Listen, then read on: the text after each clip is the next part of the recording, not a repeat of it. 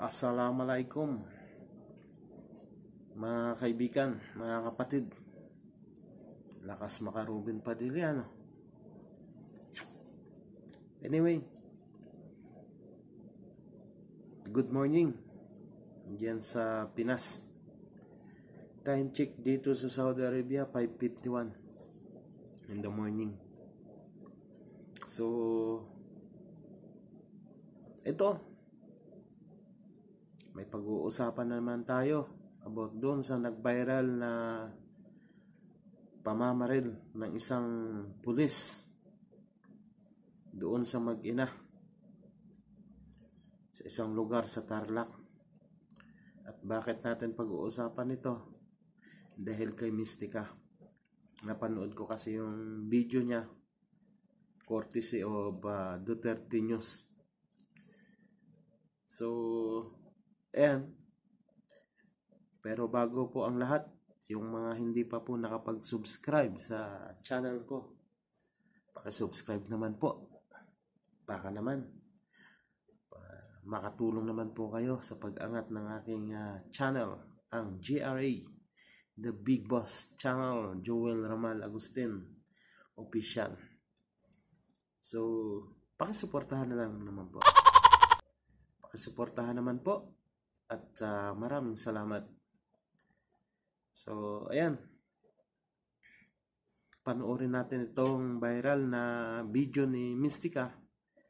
Dahil nagbigay siya ng paliwanag about dun sa pulis. At ito'y kinampihan niya laban sa mga netizen at dun sa Mag-ina.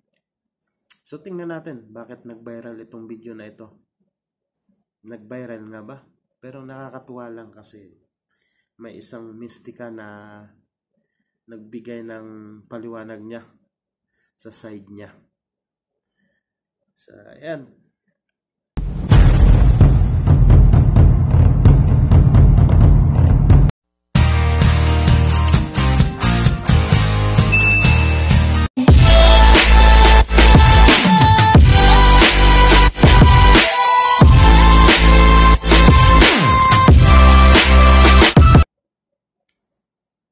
My God, I hate drugs.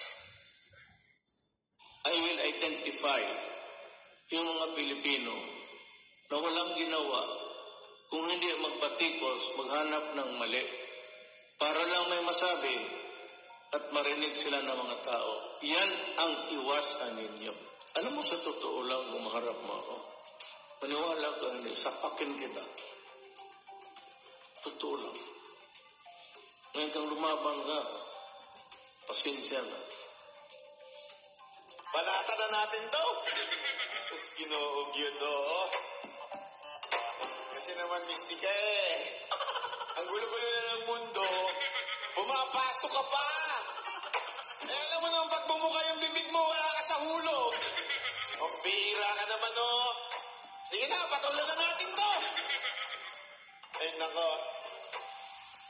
Pero ito lang bago magsimula ang lahat, kahit ito na lang matirang babae sa mundo, hindi ko papatulan talaga ito.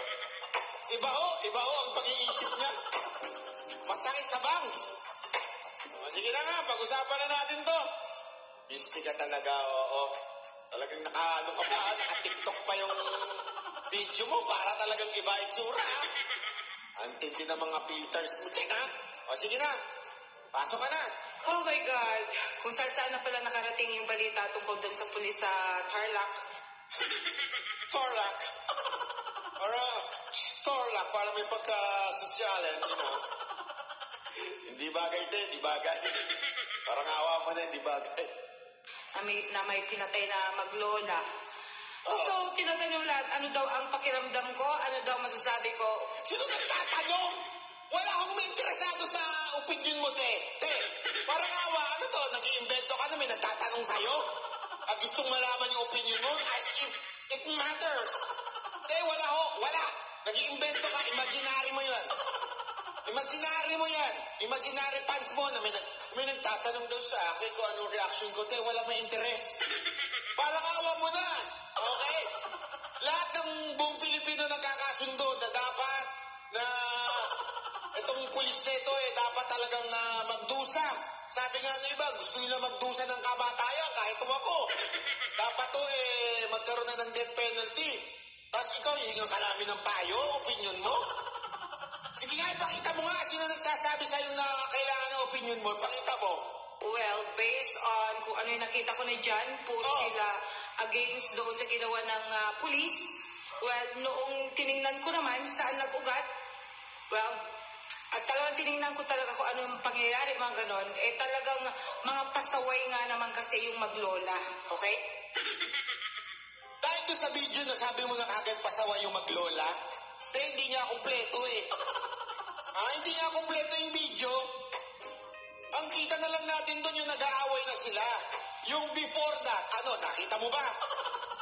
Wala ka naman nakita Basta sabihin mo, pasaway yung maglola.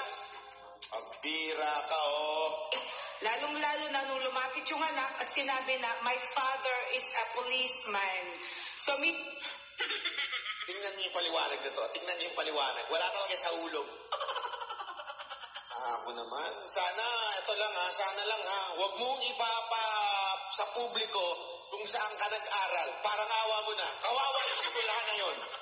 meaning to say, mas alam nung bata na dapat igalang ang pulis, okay? Dahil daw sinabi nung bata, my father is a policeman. So, alam daw nung bata na kailangan igalang ang pulis. Eto ako ayoko kung banata do yung bata kasi minor pa yan. Pero yung pagsabi niya, my father is a policeman, hindi dahil para, galangin niyo, pulis ito. Unang-una, there is no crime being committed. Okay? Pangalawa, yung kanyang trabaho o kanyang profesyon, wala ho doon sa issue, doon sa kanilang pinagtatalunan. Okay? Kaya pinagtatalunan nila noon pa daw hindi umano doon dyan sa lupa-lupa at lokohan na nangyari at kung ano-ano pa. Sa madaling salita, wala ang issue ng kriminal na nangyayari at pinigilan ng pulis at inaaresto yung bata. Hindi ho ganun ang issue dyan. Okay? Nagsalita yung bata na my father is a policeman dahil pinagyayabang nung bata na yung tatay niya pulis. Ganun lang kasimple yun. Ang simple lang niyang logic na yan. Hindi mo na kailangan na lagyan pa na sabihin mo na kailangan ginagalang ang tatay ko dahil siya ay pulis. Walang ganun. Hindi nga ho siya naka-uniforme. Ibig sabihin at that time, una-una, off-duty yung pulis, kahit ba sabihin natin 24/7 dapat silang aktibo bilang pulis, wala ho naman siyang ginagampanan ng trabaho at that time. Ulitin ko, wala hong krimen na nangyayari at that time. Kitang-kita naman sa video. At saka isa pa, ang pulis, peace and order ang kanyang ginagampanang trabaho. First of all, ano bang ginawa nila? Okay? Yung pagpaputok na sa ibang mga tao. Of course, kahit ako, kung sakali may nagpaputok at ako ay naabala, hindi man ako pulis, but I have to go to the policeman. At kung hindi naman... Sandali, ang gulo mo Ang gulo-gulo mo. Sige, ang rason mo. Balik natin na sa logic mo.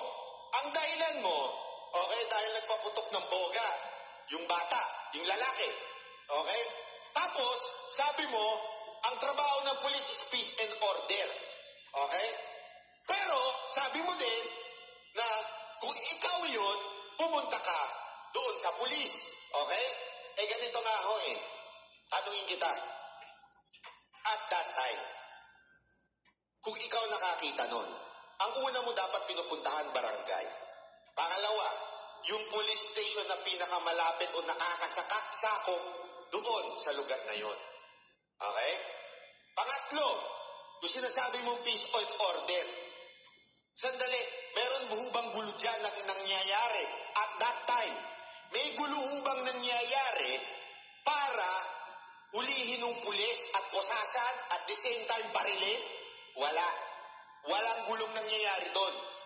Ang nangyayari, basag trip lang. Okay? Pwede namang sabihan ng pulis Sabihan ng pulis na, oy, bawal yung ginagawa mo, itigil mo yan. Kung ayaw mong itigil yan, aarestuhin kita.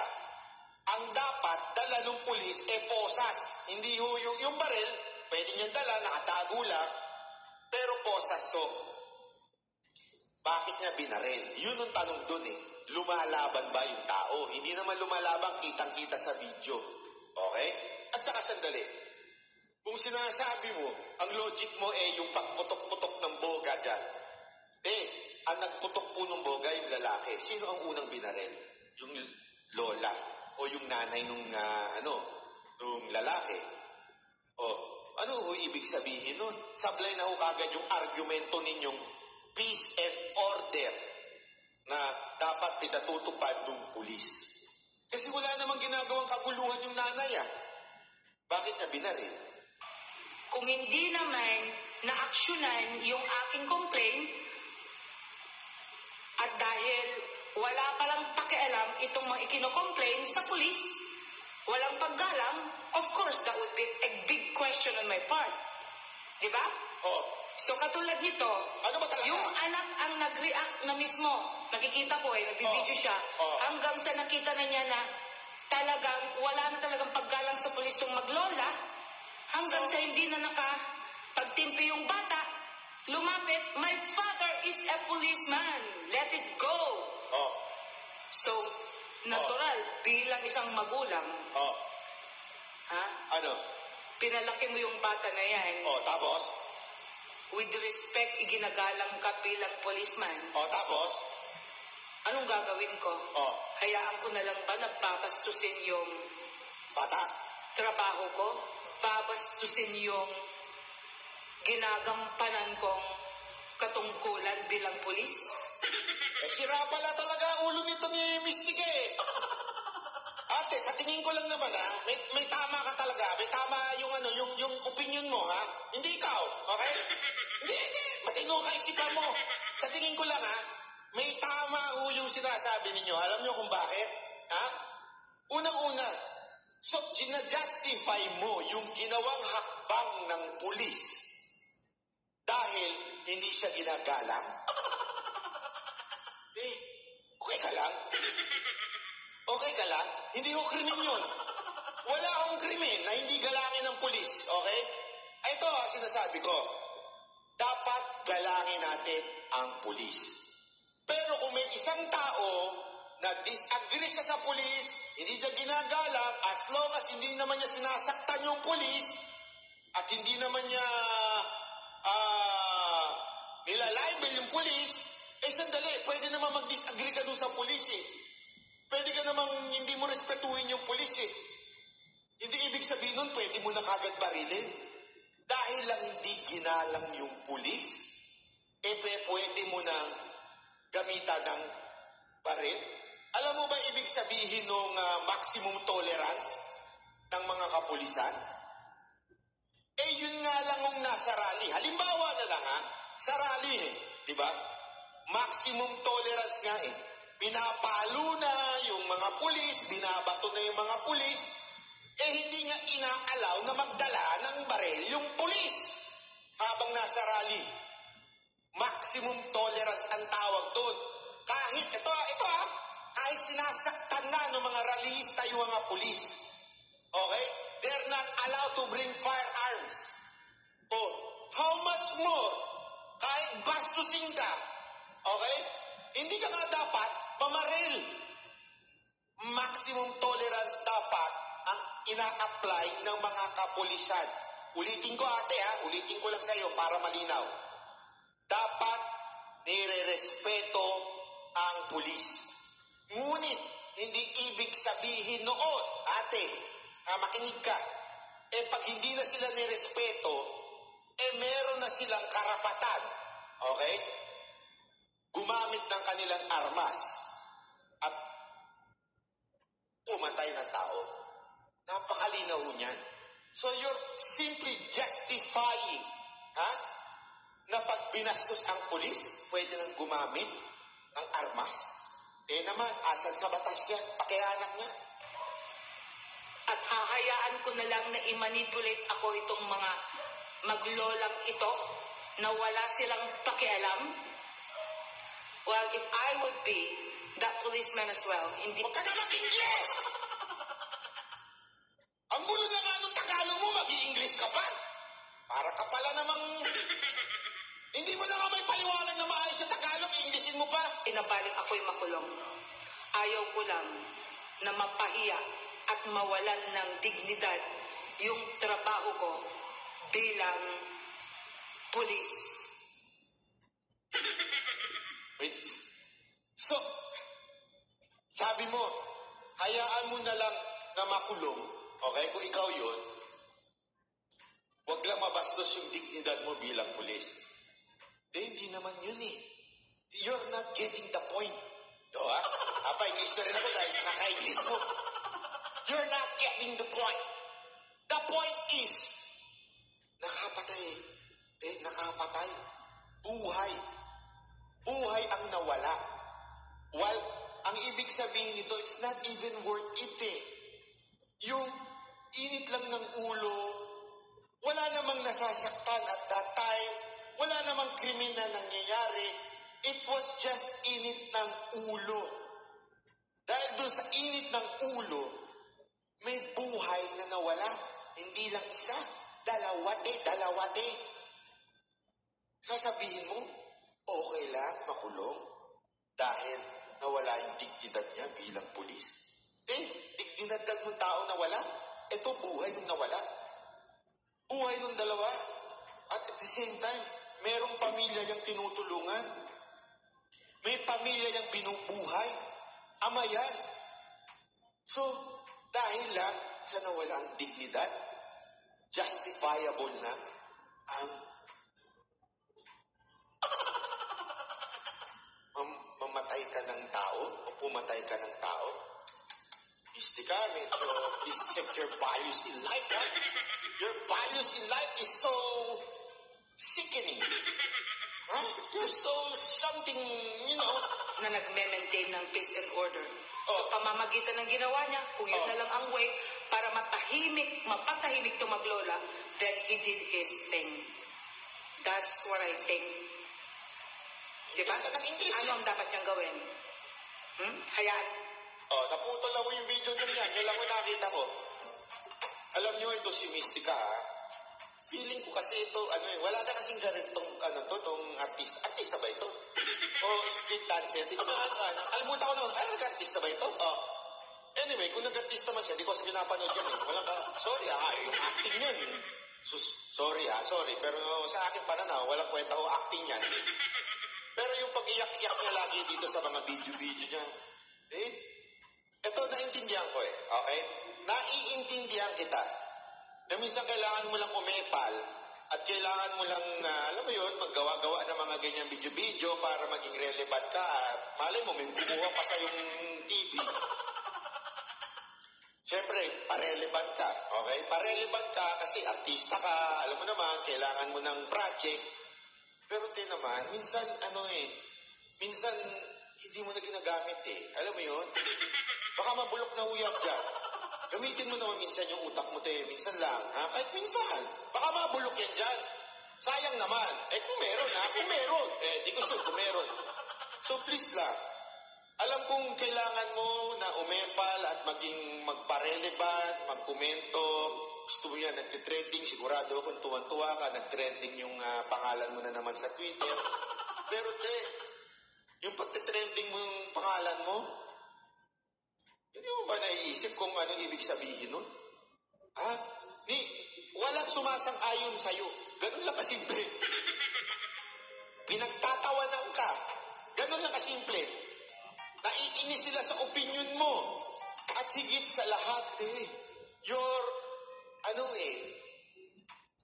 you're creating something na very damaging, especially kung meron man, kung sakali lang naman, ha? Pero sa tingin ko wala naman naniniwala sa ito.